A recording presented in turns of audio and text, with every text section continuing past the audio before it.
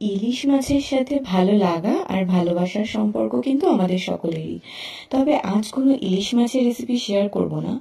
দেখবে বাড়িতে যখন একটু বড় সাইজের ইলিশ মাছ আনা হয় তার সাথে কিন্তু বেশ খানিকটা তেল থাকে। আমি আজকে কুমড়ো ভাজবো সেই ইলিশ মাছের তেল দিয়ে।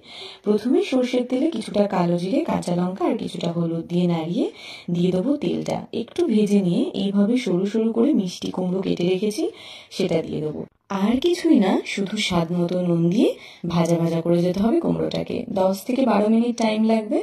তারপর খুব নরম হয়ে এসে এইভাবে তেল ছেড়ে দেবে, তাহলেই বুঝতে হবে রেডি হয়ে গেছে আমাদের ইলিশ মাছের তেল দিয়ে কুমড়ো ভাজা। খুব সিম্পল একটা রেসিপি, কিন্তু গরম ভাতে খেতে কিন্তু দুর্দান্ত লাগে। তোমরা ট্রাই করতে পারো, আর কেমন লাগলো আমাকে অবশ্যই কমেন্টে জানিও। বাই।